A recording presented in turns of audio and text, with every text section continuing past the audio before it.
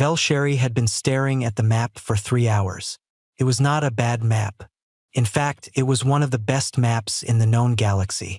It had been made by the greatest cartographers of the Concordat, updated every cycle, checked and rechecked by thousands of minds across hundreds of worlds. It showed every star system worth naming. It showed gas clouds and dead planets and ancient ruins and busy trade routes that stretched from one end of the galaxy to the other like glowing threads. It was, by every measure, a complete picture of the known universe. Except for one part. In the lower right section of the map, where the stars began to thin out and the light of distant systems faded into quiet darkness, there was nothing. Not the soft gray of uncharted space. Not the dotted lines that cartographers used when they were unsure. Just a clean, flat, white blankness. A hole in the picture. A place where the map simply stopped. Velsheri pressed her finger against the edge of the blank space. The line was too clean. She had studied enough maps to know that natural gaps, places where no survey team had gone, places that were simply too far or too dangerous to chart, never looked like this.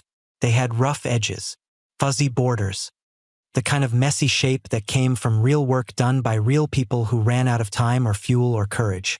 This blank space had none of that. Its border was a straight line, precise, deliberate. Someone had drawn that line. Someone had decided very carefully that nothing would be shown beyond it. She was 18 years old and had only been an apprentice at the Concordat Cartography Hall for 7 months. Her master, a tall and ancient Cathani named Savrish, had given her access to the archive terminals as a reward for good work. He had told her to study the outer rim maps, to learn the shapes of the galaxy's edges. He had not told her to ask questions. But Velsheri had always asked questions. It was, her mother once said, both her greatest gift and her most exhausting quality. She pulled up the archive index and searched for records related to the blank zone. The terminal hummed quietly. Then it returned a result. Not a map, not a file, but a single line of text on a black screen. Asterisk query outside permitted scope. Do not pursue. Asterisk. She stared at it. She read it again. She looked around the archive room to see if anyone was watching. There were a few other apprentices at their own terminals, all of them focused on their own work. No one was paying attention to her. She typed the query again, this time using a different set of search terms. She asked for historical survey records of the lower right rim. She asked for any navigation reports filed by ships that had traveled in that direction. She asked for the name of whatever civilization or territory existed in that blank space. Every time, the terminal returned the same message. Asterisk query outside permitted scope. Do not pursue. Asterisk. The next morning, she went to Savrish. She waited until the other apprentices had left the hall, and it was just the two of them standing among the tall shelves of physical star charts, the old paper kind that smelled like dust and age. She asked him carefully, politely, in the most respectful tone she could manage. Master Savrish, what is in the blank space on the lower rim map? He went still. It was not the stillness of someone thinking. It was the stillness of someone who had been caught off guard and was now deciding very quickly what to do.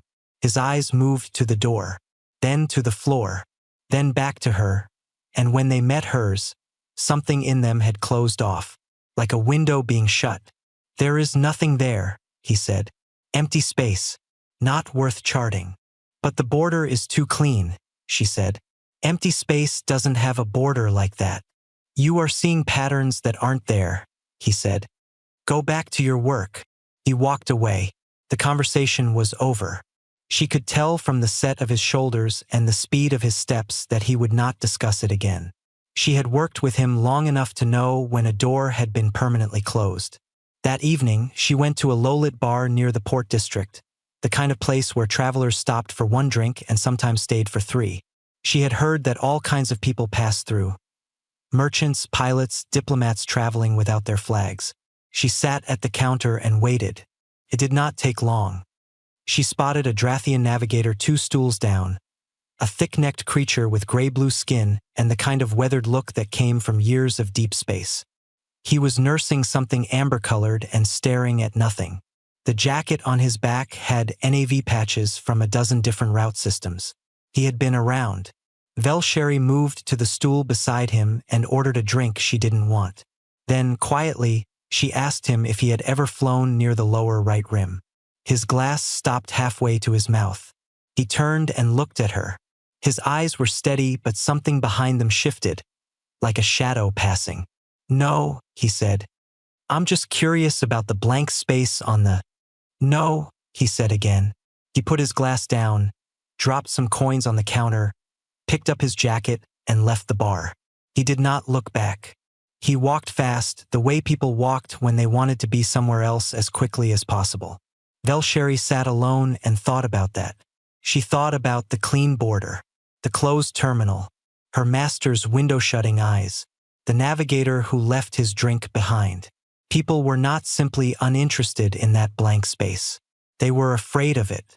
That was different. That was much more interesting, and much more worrying. Took her 2 weeks to find the others. She didn't go looking for them specifically. She started leaving small, careful questions in the open academic forums that Concordat researchers used to share ideas. Nothing direct. Nothing that would trip the archive filters. She wrote about map inconsistencies in general terms, about the philosophy of blank space in cartography, about what it meant when a civilization chose to leave something off a chart rather than simply failing to chart it. The responses she got were mostly boring, but 3 were not. The first came from a woman named Oris, a former Concordat admiral who had been officially dismissed from her post 8 years ago for reasons that the public record described only as conduct inconsistent with Concordat values. She was now, as far as anyone could tell, doing nothing in particular on a mid-rim station. She wrote Velsheri a very short message that said, "Asterisk, you're asking the right question. Stop asking it in public." Asterisk. The second came from an old scholar named Preth, who had spent 40 years studying the histories of civilizations that had gone to war with other civilizations in the early days of the Concordat. He wrote 3 paragraphs that seemed at first to be about historical record-keeping, but buried in the middle was a single sentence that made Velsheri's skin prickle. Asterisk, there are 6 major conflicts in the early Concordat period for which the opposing force is listed in official records only as unnamed hostile entity, despite the fact that the conflicts lasted years and cost millions of lives. Asterisk.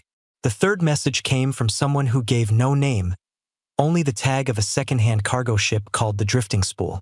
The message was 4 words long. Asterisk, come to Dock 7. Asterisk.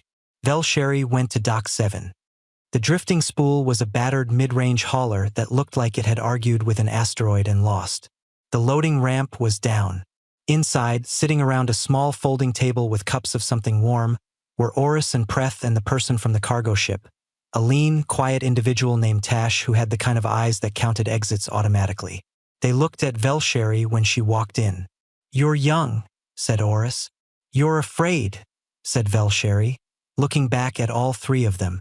"All of you, but you're here anyway, so I think we want the same thing." There was a pause. Then Preth laughed, a dry sound like paper folding. "Sit down," he said. "We have a lot to talk about." They spread the maps on the table, not the official Concordat versions. Tash had collected older maps, some of them very old, printed on materials that crinkled at the edges and smelled like old fuel depots. Maps from before certain things had been standardized. Maps from before someone had decided what the lower right rim should look like. On those older maps, the blank space was not blank. It was full of stars, full of system names and route markers and small notes in a dozen different scripts. There were trade routes marked in red. There were warning zones marked in yellow. There were notes in the margins, small, handwritten observations from pilots who had traveled there and come back with things to say. And at the center of all of it, marked in a bold, confident script that had clearly been written by someone who had been there, was a name. Human space. Velsheri said the words out loud. They felt strange in her mouth, not because they were hard to say, but because she had genuinely never said them before. She had never had reason to. The word human was not common. She had seen it exactly twice in her studies, both times in footnotes so brief that she had moved past them without stopping. "Who are the humans?" she asked. Preth folded his hands. That, he said, is what the Concordat does not want anyone to ask. Tash reached under the table and pulled out a small device, the kind used to replay old audio logs from ship recorders. He pressed a button. A voice filled the small cargo hold. Old, static-heavy. The voice of a pilot who had clearly been tired and maybe a little frightened when they recorded it. Asterisk, we crossed the border 3 days ago. I don't know what I expected. Something broken, maybe. Something quiet. But it's not quiet. I've never seen so many ships moving in so many directions at once. And the stations, they're everywhere. I counted 14 in one system alone. The scans don't make sense. These people have been building. They've been building for a long time. I'm going to try to make contact. I just want to understand why the maps say there's nothing here. Asterisk. The recording ended. The hold was very quiet. Velsheri looked at the old map. At all those stars that had been carefully removed from every official chart. At the trade routes and the names and the margin notes made by pilots who had gone and seen and come back with the truth. She looked at her 3 new companions, the dismissed admiral, the old scholar, and the silent navigator with exit-counting eyes. We have to go in, she said. No one disagreed. That, she thought, was either very brave or very foolish. Possibly both. They did not go straight in. Oris said it would be a mistake to cross the border without knowing what was on the other side. Not the star charts, they had those now, the old ones full of names and routes. What they needed were stories. The kind that didn't get written down in official records. The kind that lived in the memories of old soldiers and retired traders and species who had once shared a border with whoever lived in that blank space. So first, they gathered. They traveled in the drifting spool, which was Tash's ship and which moved through space with a quiet reliability that suggested it had been pushed hard many times before and had always come through. They made stops on 6 different worlds over the course of 2 months.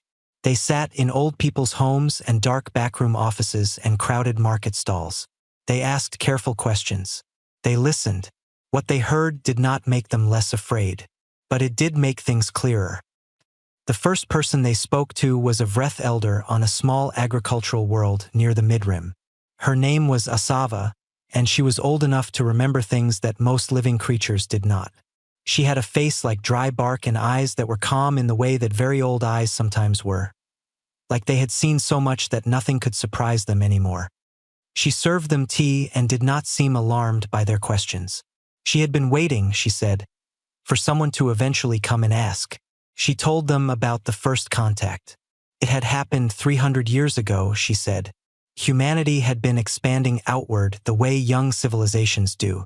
They had found a Vreth colony ship and, not understanding the signal protocols, had done something that the Vreth colony crew interpreted as an act of aggression. There had been a response. Then a counter-response. Then ships were destroyed on both sides and suddenly there was a war, the way wars often began, through a chain of misunderstandings that each side understood only from their own point of view. We thought they were vicious, Asava said. She wrapped both her hands around her teacup. They hit hard and they hit fast and they did not seem afraid of losses. Our commanders said the humans were animals. They said they would overwhelm us with numbers and ferocity and that there would be no reasoning with them. Velsheri leaned forward. What happened? 72 hours after the first exchange of fire, Asava said, we received a communication from the human side. It was not a demand. It was not a threat. She paused. It was a question. She looked at each of them in turn. They asked why we were fighting. The room was quiet. They said, and I am telling you what was translated to our commanders at the time, they said, we don't know what we did to start this. We need to understand before we can decide if this is worth continuing. And then they stopped firing. Completely. They held their positions and they waited for an answer. Oris sat very still. And your commanders? Were confused, Asava said simply. We had never encountered that before. An enemy that stopped in the middle of a war to ask why the war started. She shook her head slowly. It took us 4 days to respond because our generals did not know what category to put the gesture in. Was it a trick? A weakness? A stall for reinforcements? Was it any of those things? Tash asked. No, said Asava. It was exactly what it sounded like. They genuinely wanted to know. She was quiet for a moment. The war ended in 11 days. There was an agreement. Borders were set. Reparations were exchanged, not just from us to them, but from them to us, even for the original misunderstanding that we had caused. She set her cup down. My grandmother was a diplomat in those talks. She said the humans were strange. Not cold. Not warm exactly. Just direct.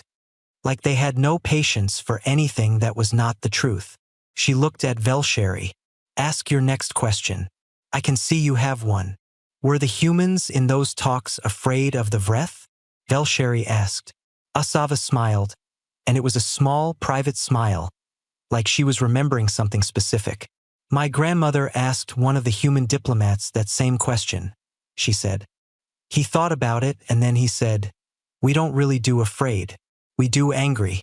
We do cautious. But afraid is not very useful, so we try not to spend much time there. 3 weeks later, they were sitting in a cold records room on a station near the old border of a civilization called the Drath Collective. Preth had found a contact there, a retired intelligence officer named Vesk who had agreed to share what he knew in exchange for a promise that his name would never be connected to anything they published.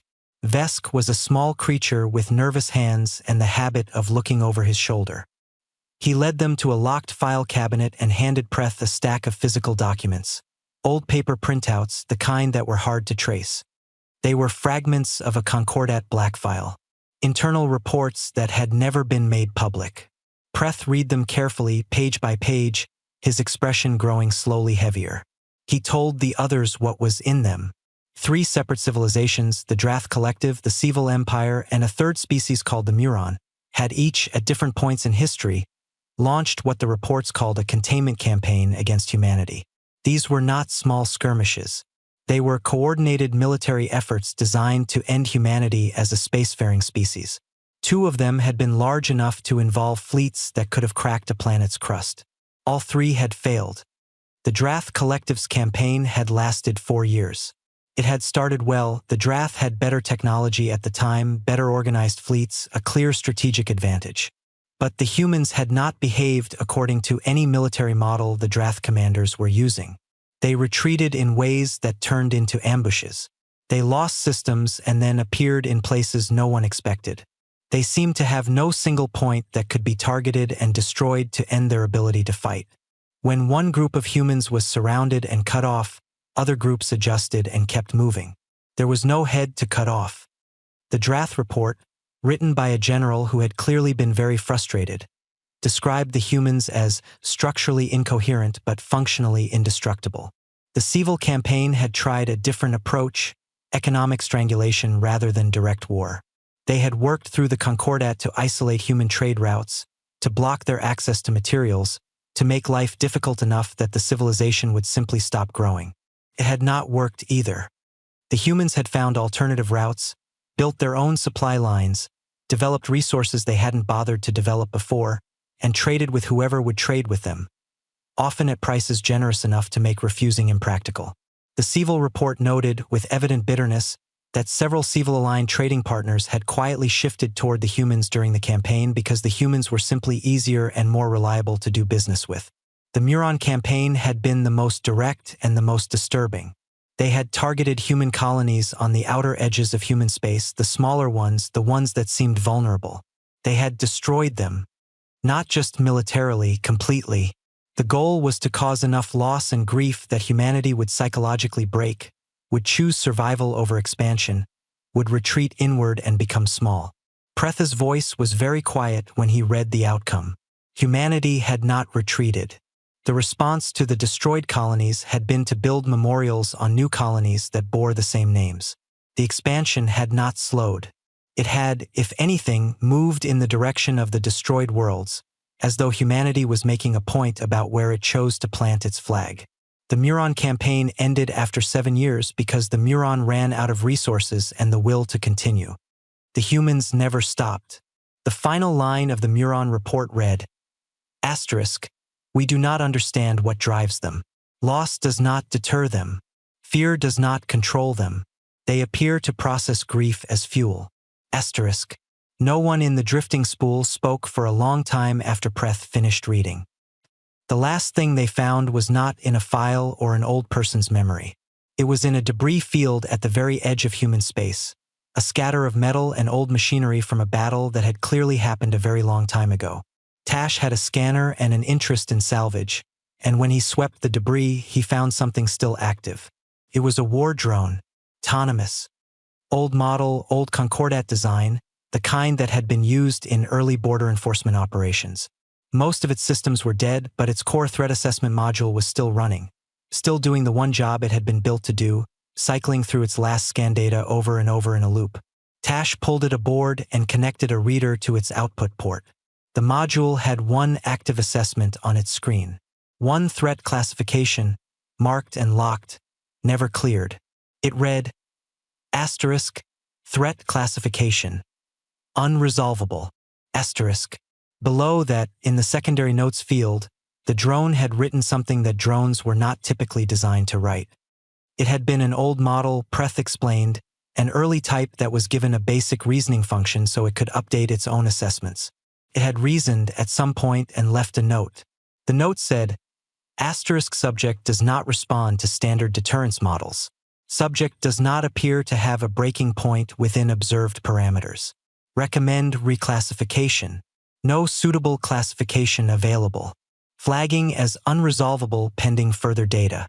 Note: further data has not resolved this assessment in 11 years of continuous monitoring. Asterisk. Velsheri read it twice. She looked at the others. The galaxy had not erased human space from its maps because humanity was conquered or dead or weak. It had erased them because the greatest civilizations in known space had tried, more than once, to end them and had failed. Not because of humanity's weapons or their numbers or any specific advantage that could be named and studied and eventually beaten, but because of something in the way they worked, in the way they held together and kept going and refused to stop, that none of the Concordat's categories could describe. An unresolvable threat, not because they were the strongest, but because no one had ever figured out how to make them quit. And now Velsheri's small crew was sitting at the edge of that blank space on the map, in a battered cargo ship that smelled like old fuel, and they had decided to cross the line. Oris checked the navigation controls. Ready? She asked. No, said Velsheri. Good, said Oris. Neither am I. Let's go anyway. They crossed the border at dawn. Ship time. There was no fence, no wall, no dramatic line in space marked by warning buoys or patrol ships. There was simply a set of coordinates, the edge of what every official Concordat map showed as empty space, and then there was the other side of those coordinates. Tash flew them through it slowly, the way someone might step through a doorway they weren't sure was safe. For about 30 seconds, nothing changed. Space looked the same on both sides. Stars were stars. The dark was the dark. Then the sensors came alive. Velsheri was sitting at the navigation console when it happened, and the number of signals that suddenly appeared on screen made her sit up sharply. She thought at first that the equipment was malfunctioning. She tapped the screen. The readings stayed the same. Ships, dozens of them, moving in every direction at different speeds on different routes. Some were large, freighter-sized, slow and deliberate. Some were small and fast, darting between coordinates in ways that looked almost casual. Communication signals were everywhere, layered on top of each other, a dozen different frequencies carrying what sounded like ordinary conversation and traffic coordination and something that might have been music. That can't be right, Velsheri said. Tash leaned over and looked at the screen. He looked for a long time. It's right, he said quietly. Oris stood at the back of the cockpit and stared through the viewport. She had been an admiral for 20 years. She had seen a lot of space, a lot of traffic, a lot of busy ports and active systems. Her face was not easy to read, but Velsheri had spent enough time with her now to notice when something surprised her. She was surprised. The maps don't show any of this, Oris said. The maps show nothing, Preth said from his seat, his voice dry. We have established that.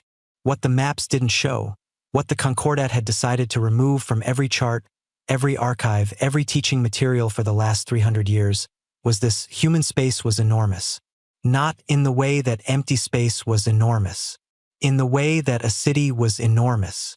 Alive and dense and full of movement in every direction. As the drifting spool moved deeper in, the picture grew larger. Systems that were supposed to be blank on every official chart turned out to have stations. Some had multiple stations. There were communication relays strung between planets like lights on a line. There were construction operations, great skeletal structures being built in orbit around worlds that the old maps had listed as uninhabited. There were agricultural platforms, mining operations, research posts, fuel depots. Preth had brought a pen and a notebook, physical, old-fashioned, and he was writing things down as fast as his hand could move, his face bent close to the page. "They've been busy," he said, without looking up. 300 years, Tash said. "Wouldn't you be?" The first human they met was named Dara Okafor. They had been trying to find a port, somewhere to dock, to get their bearings, to figure out what the local protocols were for a foreign ship entering without prior contact. In the Concordat, this would have been a complicated process involving documentation and inspections and a great deal of waiting. Velsheri had been preparing for something similar. What actually happened was that a small maintenance shuttle pulled up alongside the drifting spool, matched their speed, and opened a channel. The face that appeared on their screen was a woman, broad-shouldered, with dark brown skin and clothes cropped hair going gray at the edges. She was wearing a work jacket with grease on one sleeve. She looked at them without alarm. "Hey," she said. "You folks look a little lost." Velsheri blinked. She had prepared several things to say in this moment. None of them seemed right now. "We are a little," she said. "Where are you trying to get to?" "We're not sure. We're looking for somewhere to dock. We've come from outside, from beyond the border. We're researchers." The woman on the screen nodded as though this were a perfectly ordinary thing to say. "There's a good public dock on Hadera Station, 2 systems over," she said. "I'll send you the coordinates. You'll need to check in with the station master when you arrive, but she's not scary. Tell her Dara sent you." She paused. "You hungry? We've got food aboard if you need it. Long trip from the border." Velsheri stared at her. She looked at Oris. Oris had no expression. Preth had stopped writing. Yes, actually," Velsheri said. "We could use food. Pull alongside and I'll have someone bring it over," Dara said.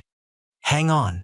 20 minutes later, a young human in an environment suit had crossed between their ships with a sealed container of hot food, something grain-based with vegetables and a sauce that smelled rich and warm. He handed it through the airlock hatch with a grin, said, "Safe travels," and went back. No inspection, no questions, no forms to fill. Velsheri sat with the container of food in her lap and tried to make sense of what had just happened. When they reached Hadera Station and docked, she went back through the comlog and found the channel they had used to speak with Dara. She sent a message. *, "You gave us food and asked for nothing in return." "Why?" *, the reply came 2 hours later. "For words." *, "You looked like you needed it." *, Hadera Station was the first human place Velsheri had ever stood in, and it was not what she had expected. She had not expected, if she was being honest with herself, to expect anything at all, because she had told herself to arrive with no assumptions. But there were always assumptions underneath the ones you knew about. She had half imagined something austere and military, a civilization that had survived so many attacks must, she had thought, operate like a fortress. What she found instead was noise. Good noise. The kind made by a lot of people all doing different things in close proximity to each other and not minding. The station's main concourse was wide and brightly lit and full of stalls selling food and tools and clothing. Children ran through the crowd. Old people sat on benches near a large viewport showing the stars outside and talked to each other. 2 people near the entrance were having a loud argument about something involving a cargo contract, using large gestures and strong language, while a third person standing nearby ignored them completely and ate something on a stick. Velsheri walked through it slowly, with Oris at her shoulder. "It's loud," Oris said. "Yes," said Velsheri. "I expected it to feel more like a war camp," Oris admitted. "So did I." They found the station master in a cluttered office near the docking bay control room. She was a tall woman named Ferris who had the manner of someone responsible for too many things at once and had long since made peace with that. She looked at their documentation, such as it was, and asked a few direct questions about where they were from and why they were there.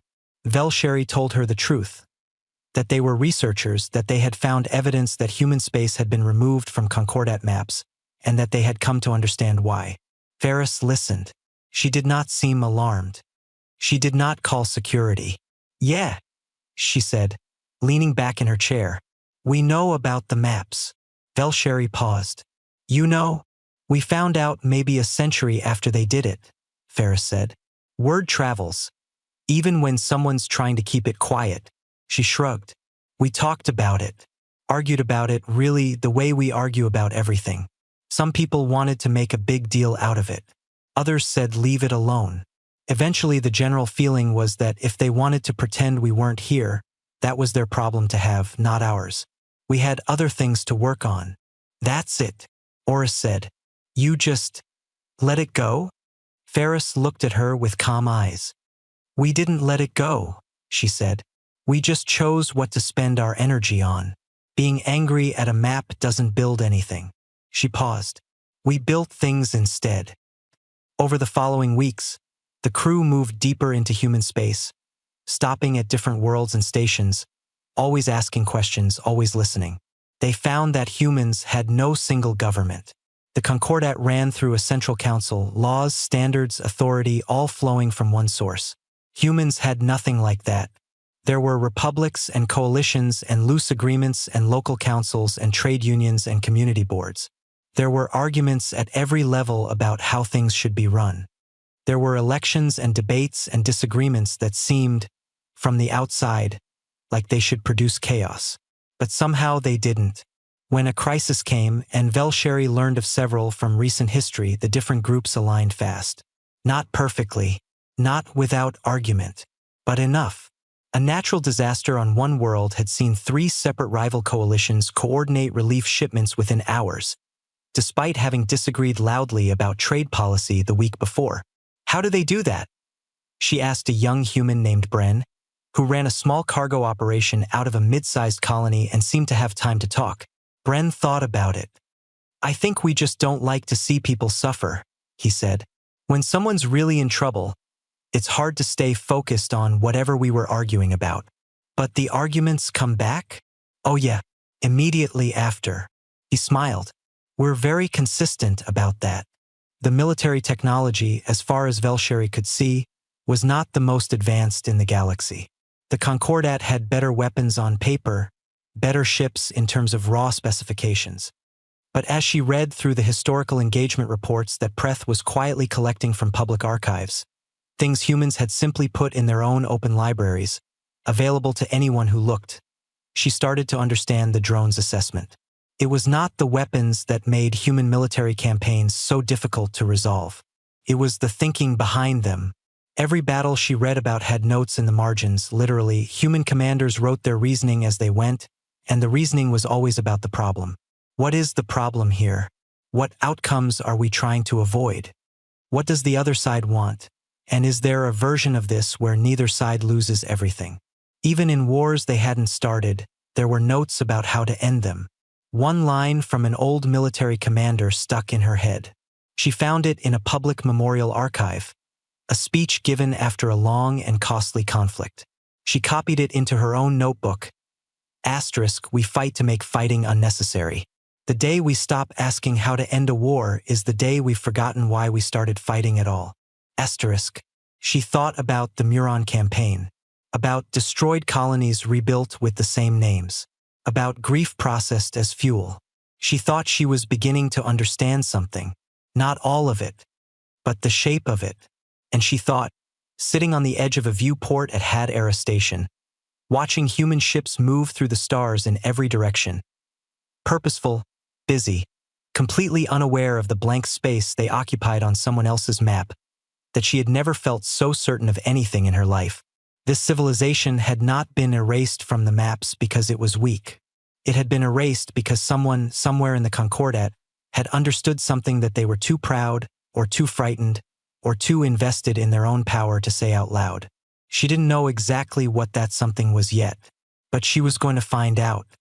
The message came on a quiet morning, 3 weeks after their arrival on Hadera Station. Velsheri was sitting in their docked ship, reviewing her notes. She had pages and pages of them by now. Things observed, things heard, things that didn't fit the shape the Concordat had built in her head about what this place was supposed to be. Preth was at the small table across from her, cross-referencing dates from the old military reports. Oris was somewhere on the station.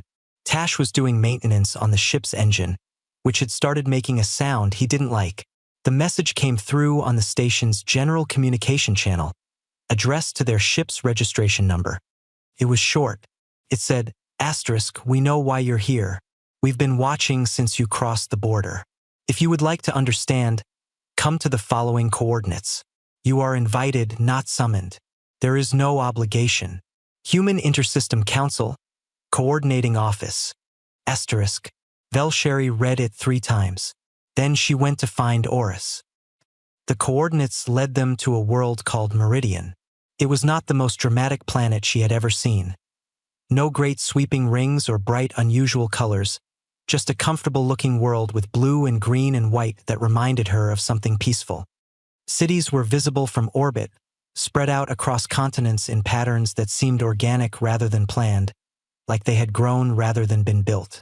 They were given landing clearance without difficulty and directed to a public landing pad near the center of a city called Ardenvale.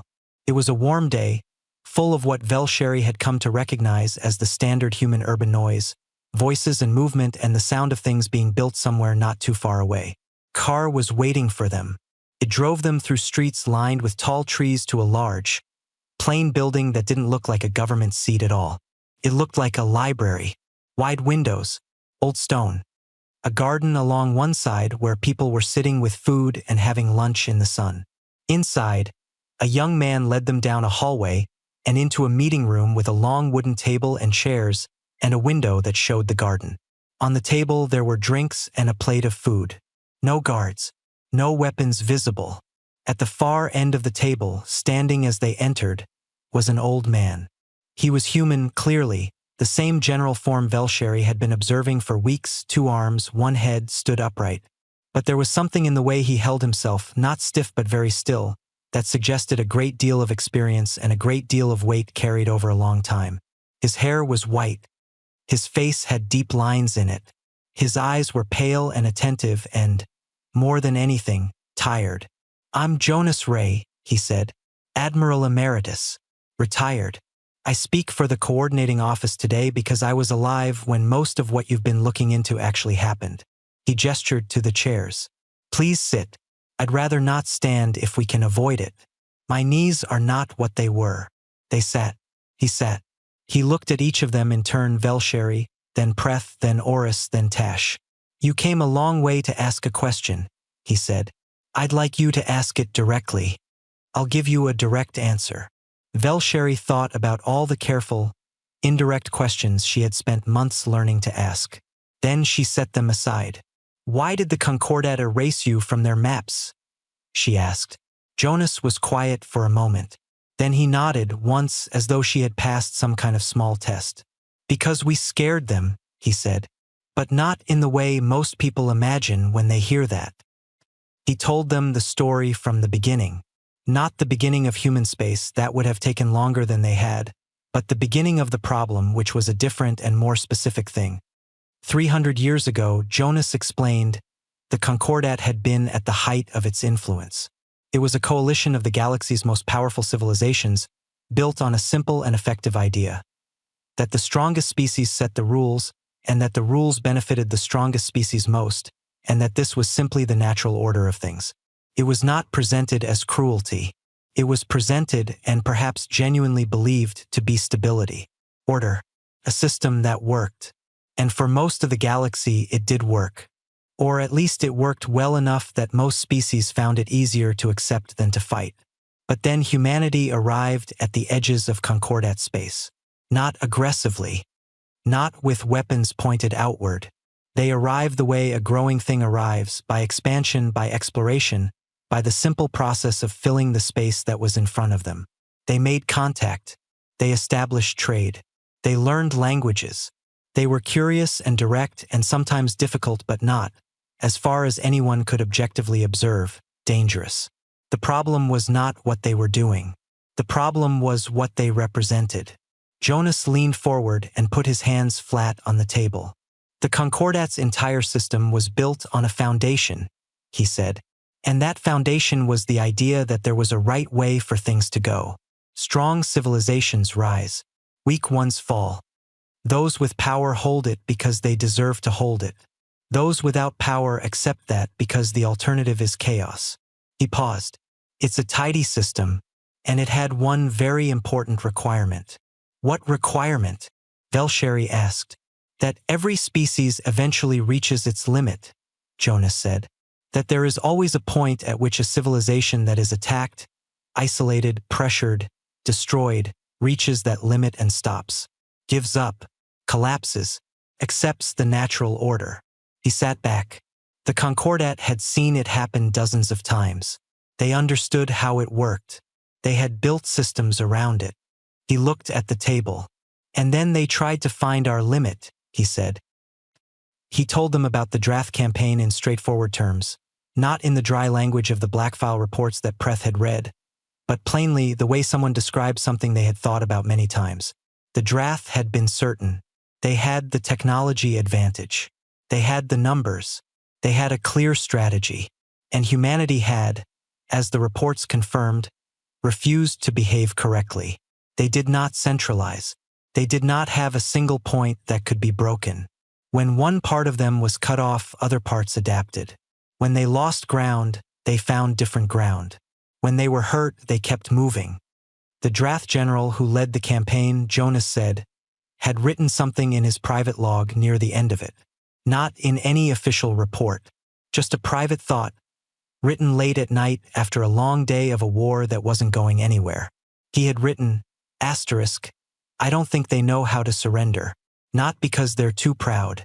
I think it's because the idea doesn't occur to them as a real option. Asterisk. Is that true? Oris asked quietly. She had been a military commander. She asked the question as a professional, not an accusation. Jonas considered it. Not entirely, he said. We know what surrender is. We've done it at the tactical level when it was the right call.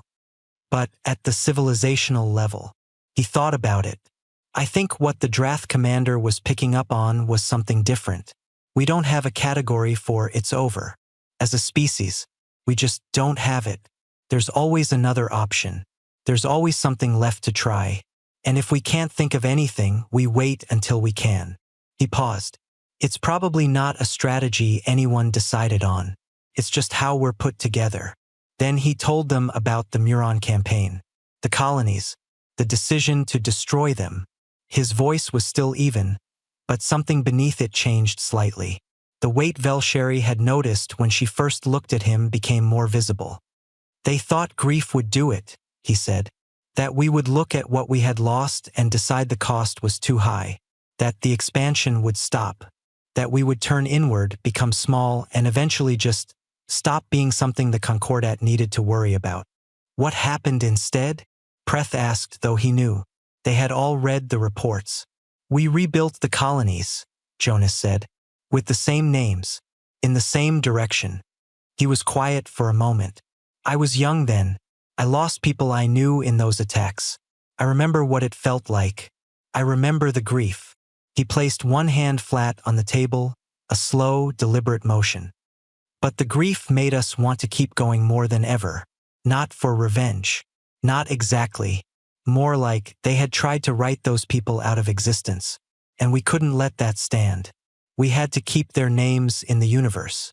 Velsheri thought about the old drone with its single unresolvable assessment. She thought about what it meant to be unresolvable. And then the Concordat voted, she said, to erase you from the maps. Yes, Jonas said, after the campaigns failed. After 3 separate efforts to end us, each by a different method, each using real resources and real commitment, all 3 came to nothing. And the Concordat had a problem. A philosophical problem. He He looked at her directly. Their system required limits, he said. It required that every species had a breaking point. That was how the powerful stayed powerful. They could always, in the end, break you. But they couldn't break us. They had tried. And they couldn't find the break. He shook his head slowly. And if we didn't have a limit, if a civilization could absorb everything and keep going, then the whole foundation of their system became questionable. If the strong don't always win in the end, then what exactly is the justification for the strong making all the rules? The room was very quiet. So they hid us, Velsheri said. They hid us, Jonas agreed. They erased us from the maps. They removed us from educational records. They let the memory of us fade in the younger species. They hoped that if no one remembered we existed, and we stayed quiet in our space building things, eventually it would all just become irrelevant. The question we represented would never need to be answered. Oris, who had been silent for a long time, spoke. But we're here, she said. A cartographer's apprentice found the edge of your blank space and couldn't leave it alone. Jonas looked at Velsheri. His tired eyes were warm. Questions have a way of surviving, he said. That's the one thing you cannot erase from a map. He was quiet for a moment.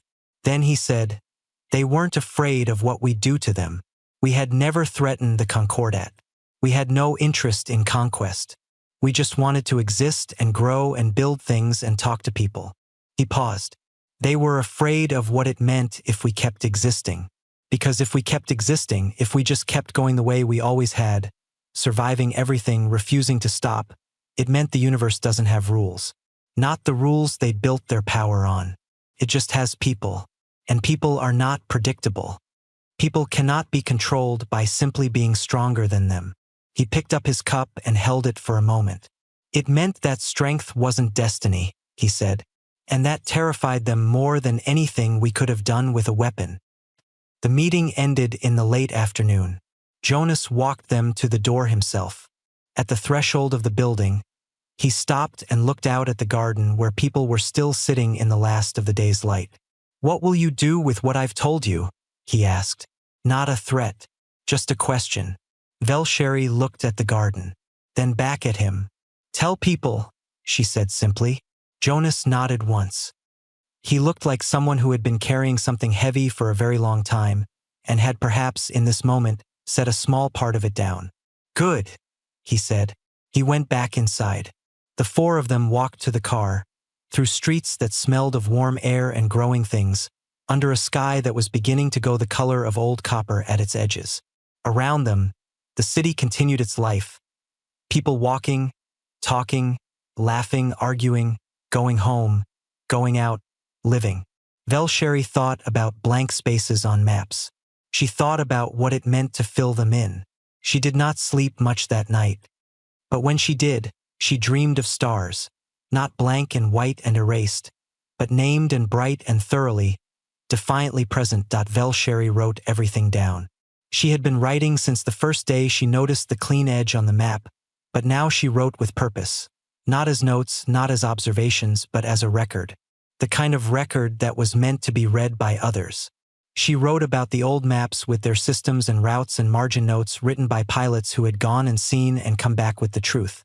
She wrote about Asava and the war that ended because humanity stopped and asked why. She wrote about the black file fragments, the 3 campaigns, the drone with its single unresolvable assessment. She wrote about crossing the border and finding noise where there was supposed to be emptiness. She wrote about Dara and her food and her forward answer. She wrote about Jonas Ray and the weight behind his eyes and the quiet, still way he said the universe doesn't have rules, it just has people. She wrote it in plain language. No complicated terms. No academic hedging.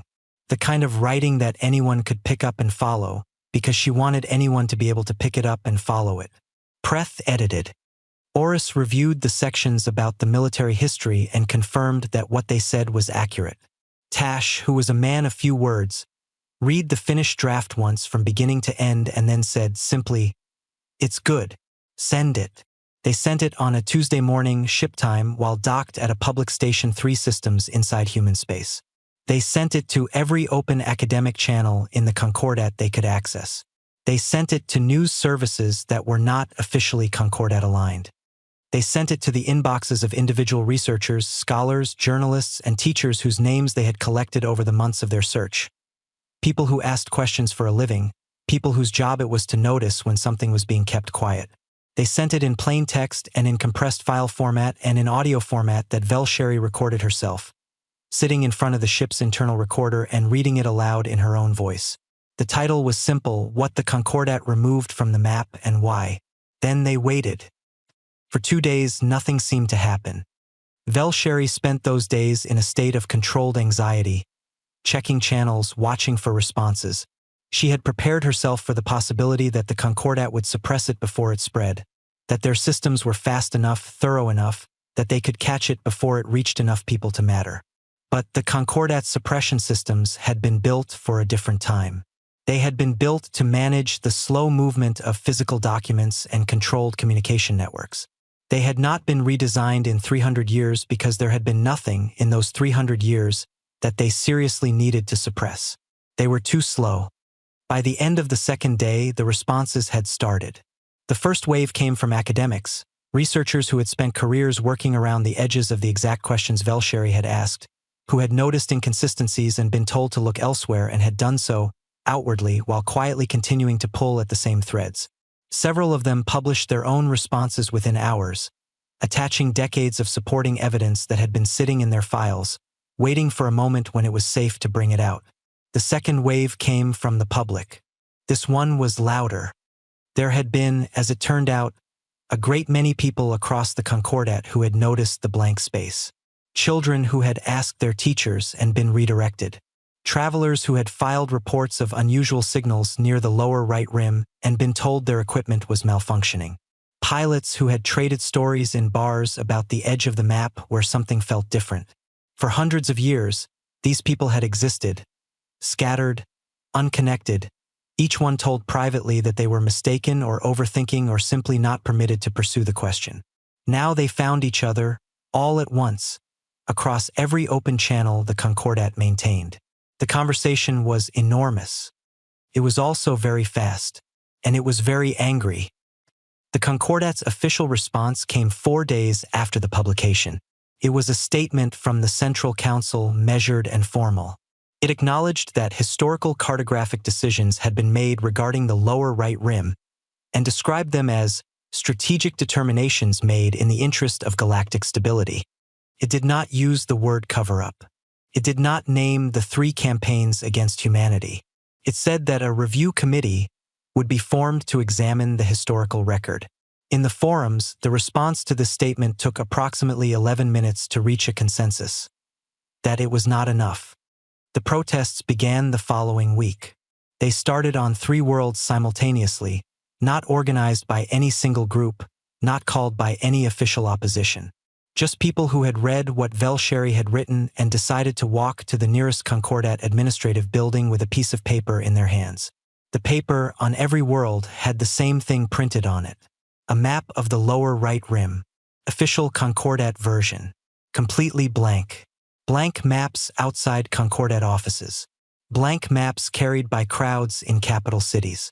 Blank maps painted on walls. A blank map printed on the front page of a dozen independent news publications under the same simple headline, translated into every language spoken in the Concordat. This is what they hid. Within the Concordat itself, the fractures that had always existed in the alliance deepened fast. 3 member species, the Cathani among them, sent formal requests to the Human Intersystem Coordinating Office, asking to establish direct communication and, eventually, diplomatic relations. They did it publicly, which was its own kind of message. They did not ask the Central Council's permission first. The Civil and the Muron, whose historical campaigns against humanity were now public knowledge, said nothing for several days. Then the Muron issued a statement that was, given everything, surprising. It acknowledged what had been done. Not fully, not in the depth that the historical record demanded, but it acknowledged it. It used the word wrong. It said that conversations should be had. Preth, reading the Muron statement on a screen in their ship's small common area, sat for a long time. "I didn't expect that," he said finally. "Shame is interesting, Oris said. It can break people, or it can make them honest. She paused. Sometimes it does both at once. The disgraced admiral who had helped Velsheri from the beginning, Oris herself, received a formal communication from the Concordat Central Council during the third week. It informed her that her dismissal 8 years ago had been reviewed, and that the determination to dismiss her had been made in error, and that her rank and record were hereby restored. She read it twice. Then she put it face down on the table. I'm resigning, she said. Velsheri looked at her. From reinstatement? From the Concordat entirely, Oris said. She looked calm and certain in a way she had not looked when Velsheri first met her. A woman then doing nothing in particular, heavy with something she hadn't been able to name. There are people forming an independent survey organization, not aligned with the Concordat, open to any species who want to participate. Their first charter is to produce an accurate galactic map. She looked at Velsheri. They've asked me to lead the first expedition. Velsheri smiled. Say yes, she said. I already did, said Oris. It was 6 weeks after publication that Velsheri returned to the Concordat Cartography Hall for the first time. She had thought there might be a problem at the door. She was, after all, an apprentice who had taken unauthorized leave and then published a document that had caused what the news services were calling the greatest political disruption in Concordat history in a century. She had considered, practically, that she might be arrested. What actually happened was that the hall director, a thin, formal Cathani she had never personally spoken to, met her at the entrance and told her that her apprenticeship status had been upgraded to full researcher, effective immediately if she wanted it. She said she would think about it. Then she asked for access to the main cartography terminal, the best one, the one with the high-resolution rendering display, and the director said yes. She sat at the terminal for a long time before she began. Then she opened the old maps, the ones she and Tash had collected on their travels, the crinkled, fuel-smelling ones with the margin notes, and the newer files that human cartographers had quietly made available to anyone who asked for them, detailed surveys of every system in their space. She cross-referenced them. She checked coordinates. She filled in names. Took most of the day. When it was done, she rendered the full map on the display, the entire galaxy, from the core worlds to the outer edges, every surveyed system represented, every route marked, every known civilization named and located with the best accuracy they currently had. In the lower right section, where 300 years of official cartography had shown only clean white blankness, there was now a vast and sprawling and thoroughly filled-in region, dense with stars and routes and names and stations and worlds and the signs of a civilization that had been building, quietly and persistently and without any need for the rest of the galaxy to be watching, for a very long time. A junior researcher came to stand beside her. He was young, younger than she had been when she first found the edge. He stared at the map on the display with wide eyes. It's so big, he said quietly. Velsheri looked at it. She had seen it before. She had been inside it, had eaten food there and walked its streets and spoken to its people. But seeing it on a map, finally, after everything, made something in her chest feel settled in a way it had not felt in a long time. It always was, she said. We just didn't have the courage to look. He was quiet for a moment. Are they angry? He asked. The humans. About being erased. Velsheri thought about Dara Okafor and her easy generosity and her forward answer. She thought about the city of Ardenvale and its garden and its noise. She thought about Jonas Ray with his tired eyes and his honest voice, and the last thing he had said to them as they left. Asterisk good. Tell people. Asterisk. No, she said. They were never waiting for us to acknowledge them. They were just living. She saved the map. She filed it into the official archive under her full name with a timestamp and a public access flag that meant anyone, anywhere, on any terminal with Concordat access, could open it and see it. Then she stood, stretched, and walked out of the hall into the evening air. On a station in the middle of human space, Dara Okafor was fixing the coolant system on a mid-range cargo hauler that had limped in from a 3-system run with a leak in the secondary line. The ship's crew, 4 of them, all tired, all relieved to be docked, had told her what happened and what they needed. She had told them it was no problem. She was halfway through the repair when her station's public news channel chimed. Someone had sent an update flag. She glanced at the screen. There was a picture of the new map, the first official Concordat chart to show human space in 300 years. Someone had highlighted it in gold, and a lot of people were sharing it. Dara looked at it for a moment. A small smile crossed her face. Then she went back to the repair. There was still work to do. There always was. And humanity, as it always had, kept going.